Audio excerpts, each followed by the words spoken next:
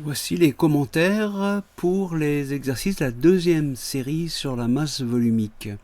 Dans ce premier exercice qui concerne le mélange de trois liquides, le numéro 22, page 176, il s'agit donc de voir quelle est la position des liquides les uns par rapport aux autres, lequel est au-dessus de l'autre, et donc quelques calculs intermédiaires par rapport à donc, des calculs de masse volumique. Alors dans le cas de l'alcool pur, dans le cas de l'eau pure, dans le cas aussi de 40% de présence de... Un peu plus bas on voit ça, hein, 40% d'alcool, voilà. Ici, hein, vous voyez. Okay. Bon, alors pour répondre aux questions qui sont posées dans cet exercice, l'idée c'est qu'on va pouvoir utiliser le graphique. On va faire des extractions d'informations à partir du graphique. Donc c'est ça le but un peu aussi de l'exercice, hein, c'est d'apprendre à extraire des données d'un graphique. Alors il faut aussi remarquer que l'huile ici n'est pas miscible, hein, pas miscible, ni avec l'eau ni avec l'alcool. Alors que l'eau et l'alcool se mélangent, hein, forment un mélange homogène, on verra plus de différence en fait. Et la masse volumique de ce mélange va dépendre de la proportion d'alcool. Sachant que l'alcool est plus léger que l'eau, hein, plus il y aura d'alcool, plus la masse volumique du mélange sera faible, hein, plus le mélange sera léger. Voilà. Alors bien sûr, s'il n'y a pas d'alcool du tout, s'il y a 0%, il est clair qu'on sera là, hein, avec une masse volumique de 1000 grammes par litre, qui est la masse volumique de l'eau, hein, qu'on doit connaître par cœur, 1 kg par litre, 1000 grammes par litre. Et puis, s'il y avait 100% d'alcool, hein, on serait par là, bon, on voyait qu'on sera un peu en dessous de... Enfin, pas loin de 800, en fait, grammes par litre. Vous voyez la différence, donc 1000, de 800 à 1000. Hein. Voilà, donc on va regarder la correction avec une information concernant la façon de extraire les données à partir du tableau. Donc vous voyez le tableau ici. Pour extraire les données à partir du tableau, il faut tracer dessus. Hein. Faut tracer dessus. Donc vous voyez que pour 100% d'alcool, on est à peu près à 800, hein, comme on le disait tout à l'heure. Si jamais on a 60% d'alcool, on serait à 915. Vous voyez le tracé, hein, qui est ici. Voilà, on fait ce tracé là. Hein. Et puis, tout à l'heure, on a dit aussi que s'il n'y a pas du tout d'alcool, on est à 1000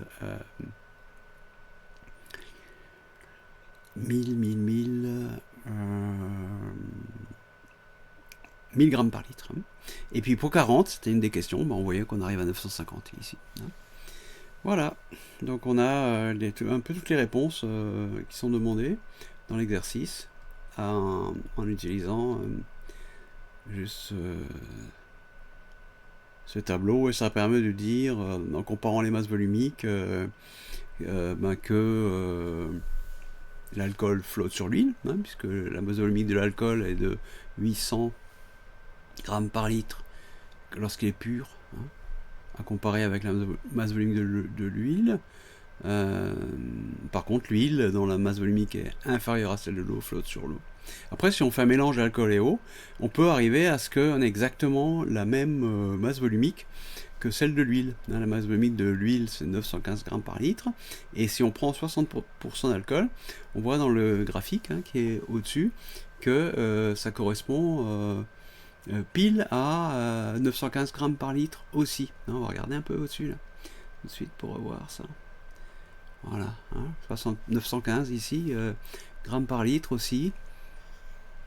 Donc on aura la même masse volumique pour l'huile et pour l'alcool avec l'eau, hein, qui ne sont pas miscibles. Mais ça veut dire que ça va permettre quand même à l'huile et à l'eau d'entrer un peu l'un dans l'autre, comme on peut voir sur la photo. On va voir la photo en haut. Peut-être, voilà, ouais, cette photo, si on regarde un peu là, on voit que la surface entre les deux, elle est incertaine, puisque ça va pas se mélanger, mais ça peut, l'un peut rentrer dans l'autre comme ça. Hein, voilà, c'est un peu ce cas particulier de ces liquides qui ont la même masse volumique, qui ne se mélangent pas, mais qui peuvent un peu entrer dans l'autre. Hein. Donc là, vous avez toutes les réponses avec les dessins. Vous avez ouais, toutes les explications. Après, il y a le problème concernant la balle de fusil. Hein. Donc cette balle de fusil, on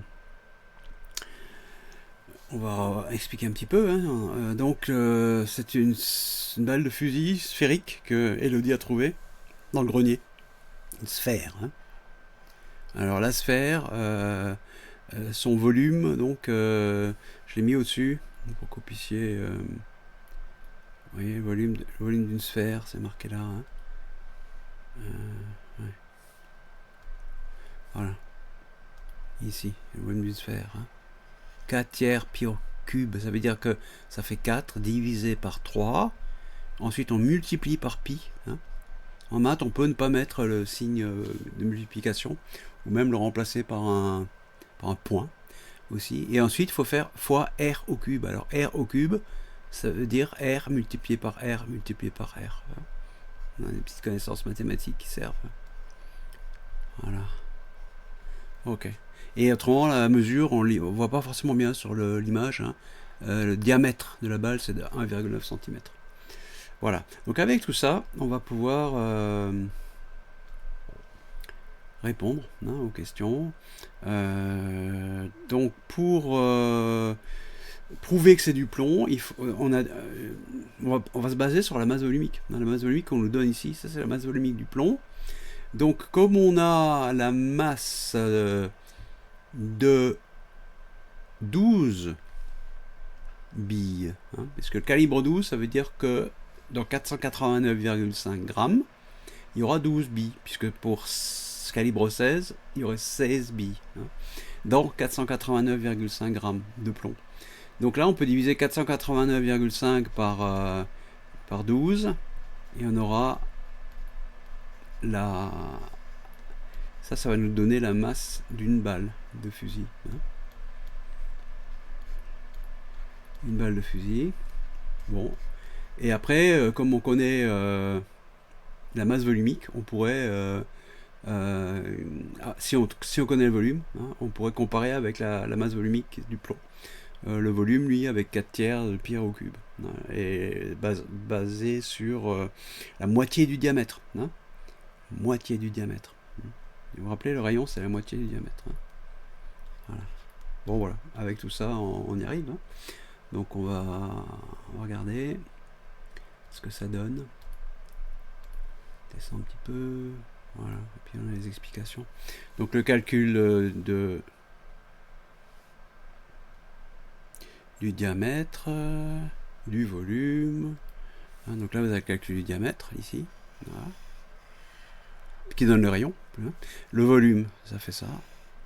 Ok.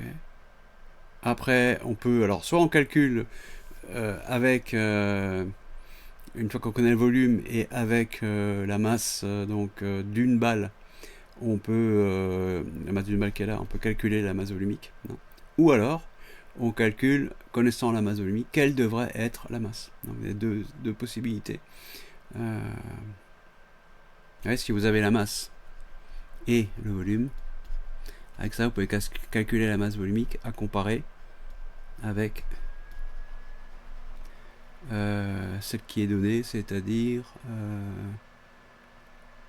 on va regarder, je l'ai plus en mémoire, c'est-à-dire 11,3. Voilà. Comparé avec 11,3 grammes, si c'est pareil, ou pas loin, c'est bon. Ou alors, si on veut, on peut partir du volume qu'on vient de calculer ici. Ici. Donc moi j'ai pris la première stratégie là. Sinon, vous pouvez, une fois que vous avez le volume, vous mettez le volume multiplié par la masse volumique. Donc le volume et la masse volumique, ça vous donne la masse Et après, vous comparez la masse avec ce qui est donné par le calcul qui est ici. Hein. Bon, voilà, plusieurs techniques. Enfin, deux stratégies possibles. On va regarder le résultat, hein, tout de suite. Voilà, on descend un peu. Bon, vous voyez, quand j'ai calculé la masse, j'ai trouvé 40,6 grammes, ce qui est pas loin de 40,8. Hein. 40,6 en utilisant la masse volumique du plomb. Alors, on peut dire que là l'écart est faible, hein, donc on peut dire que la balle est bien en plomb. Voilà, je vous laisse regarder ça tranquillement. Hein. Donc ça c'est la fin de les commentaires sur la correction de la deuxième série d'exercices sur la masse volumique. Il nous en reste encore une qu'on va faire tout de suite.